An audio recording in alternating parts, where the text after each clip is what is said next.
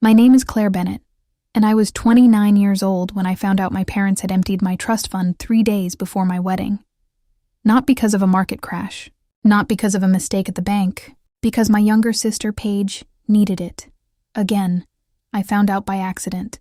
I was sitting in my kitchen, going over the final numbers for the venue deposit, when the wedding planner called to confirm the wire transfer I had scheduled from my trust account. "It didn't go through," she said. "Insufficient funds." I remember laughing, actually laughing, because it had to be a clerical error. That account had over $300,000 in it. My grandmother had left it to me when I was 19, to be released in full once I turned 30 or got married, whichever came first. I was 3 days from both. I called the bank. The representative read me the balance, $4,200. I sat there in silence, staring at my laptop screen, at the seating chart I had spent 4 months perfecting, and I felt something in my chest go very, very quiet. Not panic, something colder than panic. I called my mother. "Mom, where is the money from my trust?" There was a pause, the kind of pause that tells you someone is choosing their words instead of telling you the truth. "Your sister needed it," she said finally. "Her landlord was about to evict her. We didn't have a choice." "You didn't have a choice," I repeated.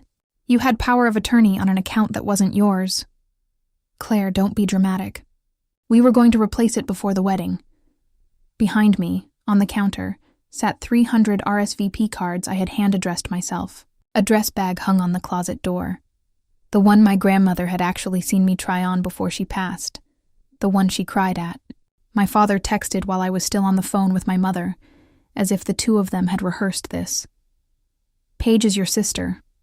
Family helps family. You'll have another wedding day. She doesn't get another chance to keep her apartment." That sentence. I want you to sit with that sentence for a moment, because it is the sentence that explains every year of my childhood that came before it. Every time Paige needed something, I was the one who was supposed to understand.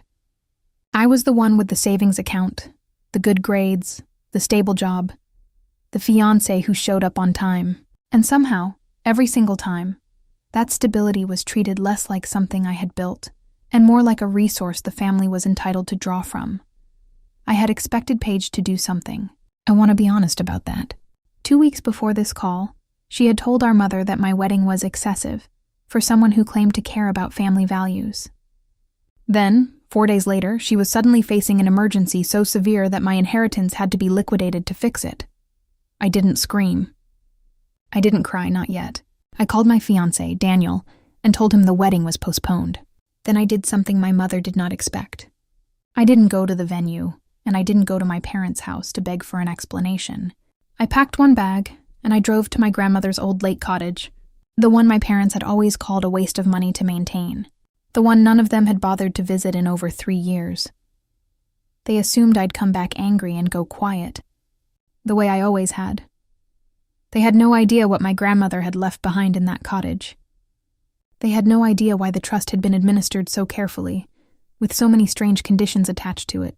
And they had no idea that in exactly 11 days, a phone call from an attorney named Robert Ainsley would change everything they thought they understood about that money, about that house, and about me. Before I go further, tell me where you're watching this from and what time it is right now for you. I want to know how far a story like this travels. To understand why I didn't just call my parents and demand an explanation that night, you need to understand what our house actually looked like growing up, underneath the version my mother told at dinner parties. Paige is 2 years younger than me. From the outside, we looked like an ordinary pair of sisters. Underneath, there was a rule that governed almost every decision in our house, one that was never spoken out loud, but was enforced with total consistency. Whatever Paige felt in a given moment mattered more than whatever I had earned. When I was 14, I qualified for an accelerated math program that required a modest enrollment fee. My mother told me the program had lost the paperwork. I later learned, years afterward, that the fee had been paid, and then quietly redirected when Paige needed a deposit for a dance program she wanted to try for exactly 1 semester before losing interest. When I was 17, I was accepted into a summer art intensive 2 states away, fully funded by a scholarship, needing only travel costs. Paige cried for 3 days, insisting she couldn't survive the summer without me there. And my mother ultimately told the program I wouldn't be attending due to a family emergency. There was no emergency. There was only Paige, uncomfortable with being left behind, and a mother unwilling to disappoint her. When I turned 24 and got my first promotion, the small dinner my coworkers threw together got exactly 1 sentence of acknowledgement from my mother, because Paige had broken up with a boyfriend that same week and needed, in my mother's words, everyone's attention right now. I learned to stop announcing my milestones at home. Not because I stopped caring about them, but because celebrating them always seemed to cost me something later. I became, without ever asking for the title, the strong one, which really just meant the one who could be inconvenienced safely. My best friend Nadia was the only person who ever said the quiet part out loud. You know that's not normal, right? She told me once, the week before the wedding, when I mentioned Paige had called my dress a lot for someone getting married a second time in the family. You keep explaining her behavior like it's weather. It's not weather, Claire. Someone is choosing this. I didn't have an answer for her then. I would, eventually. The cottage was 2.5 hours outside the city, at the end of a gravel road my mother used to describe as not worth the trouble. Growing up, we visited maybe once a year, always briefly, always with my mother complaining about the lack of cell signal. My grandmother, Eleanor, lived there full-time after my grandfather died, painting, gardening, and reading everything she could get her hands on. She was sharp in a way that made people uncomfortable. She noticed things. She noticed, long before I did, the different way my parents spoke to Paige and the different way they spoke to me. She passed away 4 years ago.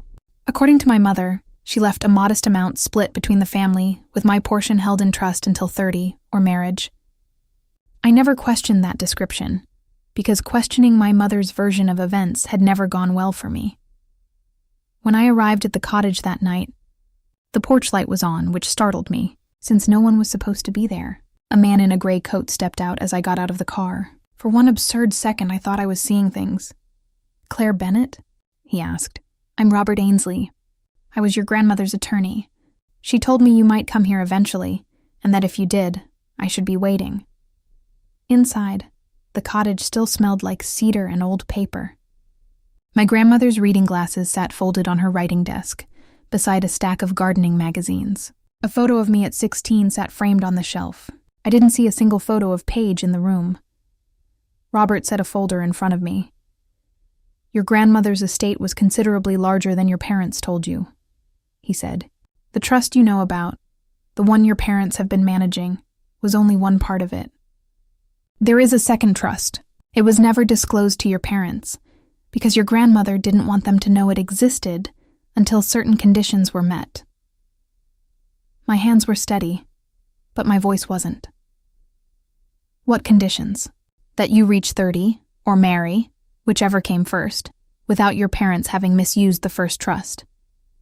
If they mismanaged or misappropriated funds from the account you knew about, the second trust, currently valued at just over $1.1 million, transfers to you immediately and in full. If they managed it honestly, the funds would have been split between all 3 of you, your sister, and your parents, as a retirement gift." I stared at him. "She tested them. She suspected something," Robert said carefully. 2 years before she died, she noticed unusual withdrawals from your first trust account, described as advances for family emergencies. She asked your mother about it directly. Your mother told her it was a temporary loan that would be repaid. Your grandmother didn't believe her, so she restructured her will quietly, with a built-in test, and she asked me to monitor the account after her death without telling anyone. "You've been watching this account for 4 years?" "I have. And 2 weeks ago, when the balance dropped by nearly $300,000 3 days before your wedding, the condition was triggered." I put my head in my hands. Not because I was sad, because for the first time in my entire life, someone had actually seen the pattern, written it down, and built a consequence around it years in advance. "There's something else," Robert said, sliding a smaller envelope across the desk. "She left you a letter. She asked that you not open it until this exact moment." I opened it. My grandmother's handwriting filled the page. Claire, if you're reading this, it means they did exactly what I was afraid they would do. I want you to know this isn't about punishing your sister, and it isn't about loving you more. It's about a debt of honesty your parents owed both of you and never paid. They taught Paige that consequences are optional if she's upset enough, and they taught you that your calm was a resource to be spent on everyone else's chaos. I built this trust to protect you from both lessons. Use it to build something you would never have to ask permission for. I sat with that letter for a long time. Then I asked Robert the question that had been circling my mind since I walked in the door. Does Paige know any of this? Not the second trust, he said. But there's something you should see first. He opened his laptop and pulled up a set of messages his firm had recovered during a routine audit of the first trust's transaction history. Messages between my mother's email and a personal account belonging to Paige. 3 days before my wedding. Paige had written, "Are you sure taking it now won't cause problems with the wedding stuff?" My mother had replied, "She'll be upset, but she'll get over it. Once the wedding is postponed, it gives us more time to move the retirement fund paperwork through without her asking questions. She trusts us. She always does." Paige had answered, "And if she finds out about the amount?" My mother, "She won't. She doesn't know there's more than one account." I read that exchange 4 times. My wedding hadn't been collateral damage in someone else's emergency. It had been an obstacle, deliberately removed, so my parents could quietly finish moving money before I could look closely enough to ask the right questions. That was the moment the sadness in my chest turned into something else. Something colder. Something useful. I didn't call anyone that night. I sat at my grandmother's desk with Robert and a forensic accountant named Priya Osi, who Robert had already engaged to trace every withdrawal from the first trust over the past 3 years. The pattern, once it was laid out, was almost elegant in its cruelty. Every time a milestone approached for me, a certification exam, a promotion, an engagement, a wedding deposit, Paige experienced a crisis within days. An eviction notice with no formal paperwork behind it, a car accident with no police report, a business investment that collapsed with no business ever registered. Each time my parents withdrew funds from my trust, labeled the withdrawal a loan, and never repaid a cent of it. Priya walked me through spreadsheet after spreadsheet, dates lining up with a precision that would have almost been impressive if it weren't so devastating. A withdrawal the week I passed my licensing exam, a withdrawal the week Daniel proposed, a withdrawal the week the venue deposit was due. "This isn't random overspending," Priya said quietly. "This is someone drawing from an account specifically when they know your attention is elsewhere and your guard is down." I authorized Robert to freeze what remained of the first trust immediately and to formally notify the bank that my parents' authority over both accounts had ended, since the second trust had now legally transferred into my name. I did not, that first night, tell anyone in my family what I knew. I wanted to understand exactly how far this went before I said a single word. For the next several days, I let my family believe I was simply overwhelmed and needed space. My mother called constantly. "Claire, sweetheart, I know you're upset, but we need to talk about the wedding. Have you rescheduled with the venue?" "I'm handling it," I told her, keeping my voice tired instead of angry. "Your father wants to come see you. He feels terrible. I need time, Mom. You're scaring your sister. She thinks you hate her." "I don't hate her," I said, and at the time, that was still true. What I didn't say was that I had already read the message where she asked whether taking my money would cause problems, and had been reassured that it wouldn't, because I would never find out there was more than one account. Daniel, to his credit, didn't push me to explain everything right away. He simply asked what I needed, and when I told him I needed a few weeks before we talked about rescheduling anything, he agreed without an argument. That, more than anything else in those weeks, reminded me what it felt like to be supported instead of managed. 9 days after I arrived at the cottage, my mother invited me to dinner, framing it as an apology. "We want to make this right," she said. "Come home. We'll talk properly." I said yes, because I wanted to see, one final time, exactly what they intended to do, while they thought I still knew nothing. My parents' dining room looked exactly like it had for every important conversation of my childhood, The good china out, candles lit, an apology dinner staged like a set piece. My mother had even ordered a small cake, iced with, "We're so sorry, Claire," in cursive, as though frosting could undo a bank transfer. Paige was there too, dressed plainly, sitting with the posture of someone who had rehearsed looking remorseful. For a moment, sitting at that table, the performance was almost convincing. Halfway through dinner, my mother placed a folder beside my plate. "Before dessert, we should just clear up the account situation. It's simple. We just need your signature confirming the transfer was a family loan, so the accountant can close out this tax year properly." I opened the folder slowly, the way I imagine my grandmother might have, and read every line as though I had never seen anything like it before. "Did you read this, Dad?" I asked. My father glanced at my mother before answering. "Your mother handles the paperwork. I trust her." "That's not what I asked." Paige shifted in her seat. "Why does this feel like an interrogation?" "We're trying to fix things." I looked at her directly. "When did you find out there was a second trust?" Her face changed instantly, the practiced sadness slipping for just a second before she caught it. My mother answered before Paige could. "There is no second trust, Claire. I don't know where you're getting that idea." I reached into my bag and set copies of the will, the second trust documents, and the withdrawal history across the table, one page at a time. My father picked up the first page. By the third, his hands weren't steady anymore. $286,000.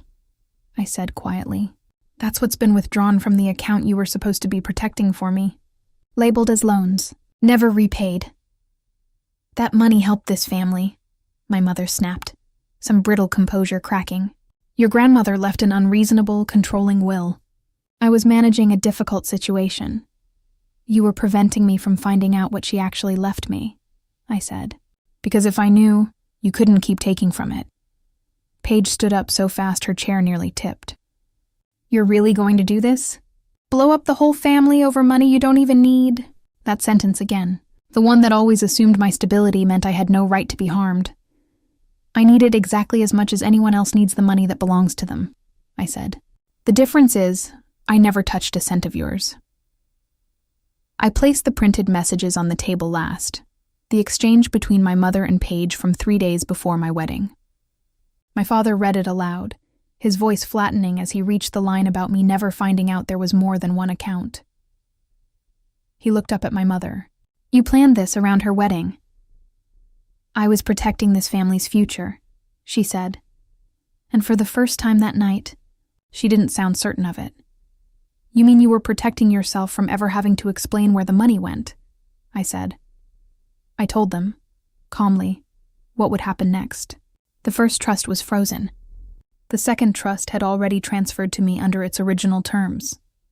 I would not be filing a police report that night, but the choice to avoid one depended entirely on what happened going forward.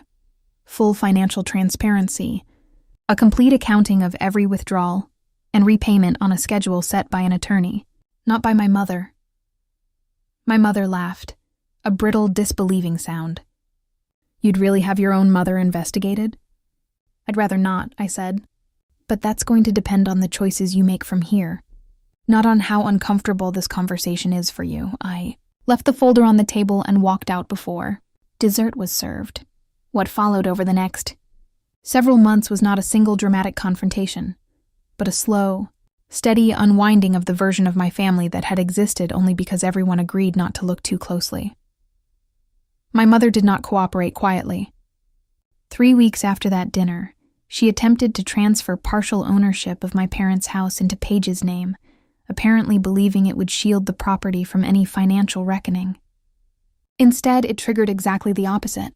The house had been used as collateral on a personal loan connected to one of Paige's failed business ventures, and the attempted transfer during an active financial dispute raised immediate red flags with the bank. Accounts were frozen. Questions multiplied.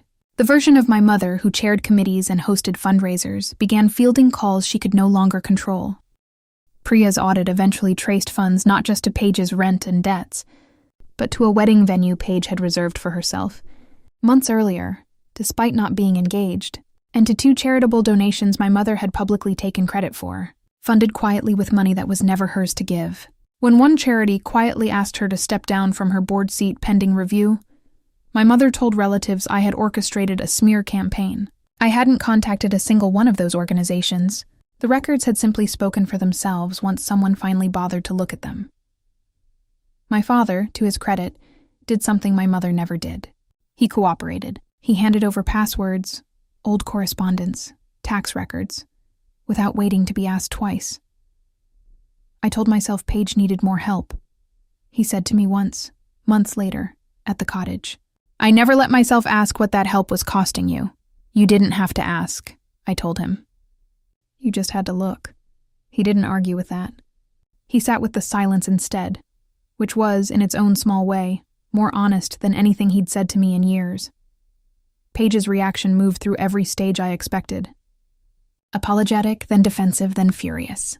You're punishing me for Mom's decisions, she told me on the phone, the week the venue lawsuit over her deposit became public. I'm not punishing you, I said. I'm simply not funding you anymore, even indirectly. Those are different things. You don't care what happens to me. I've stopped believing something has to happen to me instead, I said. And I meant it. I blocked her number that night, not out of cruelty, but because every previous version of this conversation had ended with me absorbing consequences that were never mine to carry. The civil case took the better part of a year to resolve. My mother eventually agreed, under considerable financial and legal pressure, to liquidate several accounts and surrender partial ownership of a rental property to repay what remained recoverable. The recovered amount didn't cover everything the accounting eventually uncovered, but it was enough to stop the bleeding and enough to make clear, publicly and legally, exactly what had happened. My parents' marriage did not survive the process. My father moved into a small apartment 8 months after that dinner, and while our relationship remains careful rather than close, it is at least honest now, in a way it never was before. We talk on the phone most weeks. He asks about the retreat. He never once, in any of those calls, asks me to reconsider my distance from my mother. Paige moved twice in the year that followed, eventually taking an administrative job she initially treated as beneath her. For a long time, she told anyone who would listen that I had destroyed the family over money I never needed. Some relatives believed her. Others, quietly, started admitting they'd noticed the favoritism for years and had simply never said anything. The way silent witnesses always seem to appear only once the outcome is no longer in question. I used the settlement and the second trust to do something I wanted to do since I was a teenager, sitting beside my grandmother's garden, sketching houses I never expected to actually build. I renovated the cottage, expanded it, and turned the surrounding land into a small retreat for people rebuilding their finances and their confidence after family financial abuse. Part counseling center, part working farm, funded in my grandmother's name. I named the first program The Quiet Ledger, because the truth in the end hadn't announced itself with shouting. It had simply been recorded, patiently, by a woman who noticed the pattern years before anyone else was willing to. Nadia helped me build the first intake program, working alongside a financial counselor and a family therapist who specialized in exactly the kind of dynamic I'd grown up inside. Within the first year, we had a waiting list. It turned out I was far from the only person who had spent a decade being told their composure disqualified them from protection. 5 years after that canceled wedding, I stood at the edge of the lake behind the cottage, watching contractors finish the final cabin of the retreat's second phase. Daniel and I had married quietly the year before, in that same garden, with 30 guests instead of 300, and no one had needed to cancel anything. My father visited twice a year, always a little more present than the year before. Paige and I were not close, not the way people imagine sisters should be, but she had eventually sent a letter with no accusation in it. I knew what taking that money meant, she wrote. I told myself you could handle losing something because you always handled everything. That was easier than admitting I was choosing to take it. I'm not asking you to forgive me. I just needed you to know I finally understand what I did. I didn't write back immediately. An apology I had learned could be sincere without requiring reunion. Months later, I sent a short reply, 4 sentences, acknowledging the letter without inviting anything more than what it already was. Some relationships, I've come to believe, can hold exactly that much honesty and nothing further, and that's allowed to be enough. My mother never sent a letter like that. To this day, she maintains that my grandmother's will was designed to divide the family, and that I chose spreadsheets over forgiveness. I no longer feel the need to correct that version of events. Some people will always describe accountability as betrayal, because they were comfortable for as long as no one was keeping score. On the second anniversary of the retreat's opening, Robert Ainsley, long since retired, drove out to hand-deliver one final item my grandmother had left with him. A short recorded message, meant to be released only once the retreat had been running for 2 full years. We watched it together in the same study where I'd first learned the truth. My grandmother appeared on screen in the cardigan she always wore in the garden, glasses pushed up into her hair. "If you're watching this," she said, "it means you built something real out of what I left you, instead of simply keeping it safe. I didn't build that second trust to make you rich. I built it so that the people who taught you patience was a debt you owed them would finally have to answer for the interest they never paid. You don't owe anyone your silence, Claire. You never did. Whatever you decide to do with the years you have left, promise me you'll stop asking permission to keep what's yours." The screen went dark.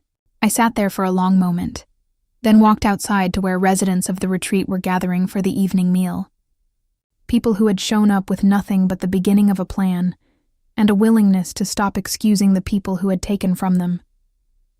I thought about the wedding that never happened that spring, the one my parents believed they had simply postponed for a family emergency. In the years since, I had come to understand it differently. That canceled wedding hadn't been the end of anything. It had been the first honest moment of my adult life, the moment a lifetime of quiet compliance finally ran out of road. I didn't build any of this out of revenge. The revenge, if you want to call it that, had already happened on its own, in bank statements and legal filings, and a marriage that quietly ended under the weight of its own dishonesty. What I built afterward wasn't punishment. It was simply the life I would have built all along, if I had never had to ask permission to keep what was mine. That evening, as the last of the sunlight moved across the water, I raised a glass with Daniel, with my father, with Nadia, with a handful of residents who had become something like family in a way blood never quite managed to be. And I made a simple wish for anyone who has ever been called the strong one by people who only meant the convenient one. You do not owe your family your silence. You do not owe them your inheritance, your milestones, or your peace, simply because confronting them would be uncomfortable. Sometimes taking back what is yours isn't cruelty. Sometimes it's the first honest answer you've ever given. All events and characters in this video are fictional and created for dramatic storytelling and entertainment purposes only. We hope this story reminds you that reclaiming what's yours doesn't happen in one dramatic moment, but in every quiet decision afterward not to go back to what was taking it from you.